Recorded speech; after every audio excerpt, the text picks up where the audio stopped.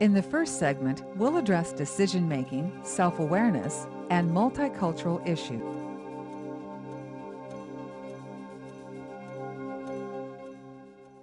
Well, I just needed to come in and talk to somebody. What were you really wanting to talk about? You look kind of sad. I just found out that I'm pregnant.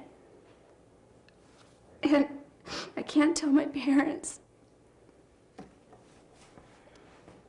And how old are you, Suzanne? I'm 13. And you don't have anyone to talk to? No. You're not going to tell my parents, are you?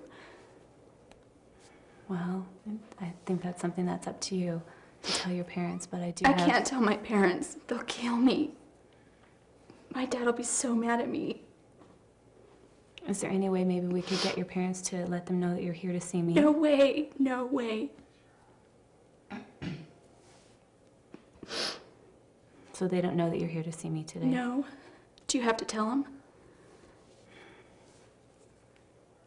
Please don't tell them.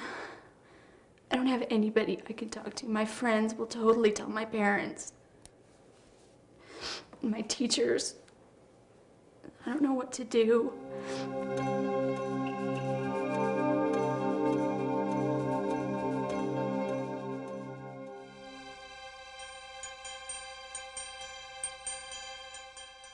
We talked about the ethical decision-making model. If this were your client and she were saying, I think I'm pregnant, what would you do? Trust was a real big issue. She couldn't turn to anybody else. There was no one else she could talk to, so she's making the step to obviously come and talk to the counselor. That's a big step in itself. So by violating that trust and going behind her back, that might have, more ramifications than actually involving her and saying, this is a struggle and the law says this, the code says this, and you're wanting this from me. Kind of working together on that. So you wouldn't tell her parents, certainly, without telling her? I personally wouldn't, no. Right. Would anybody try to involve the parents and say... I think I would be concerned in what are the ethical rights of the parents in this matter, with the child being underage and being independent. And might you tell her that? Yeah, I think I would. Would you have been remiss in not having told your client when you first started out with her that there may be times that you have to break confidentiality if she were somehow telling you, you're betraying my trust? So the informed consent part would be so crucial here. Telling her from right at the outset the limits of confidentiality. And say that, you remember we talked about this the first week, I kind of feel in a bind and I need to work with you more on this.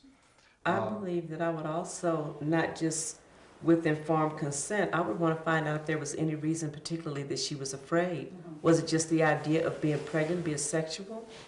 Or was it anything that's happened prior to that, or the way her family's treating her, that she had this fear?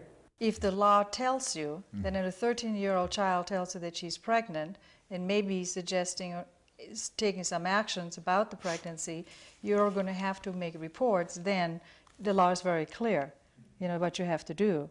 And it still is difficult, even though the law is clear, for you it may still be difficult to go along with that.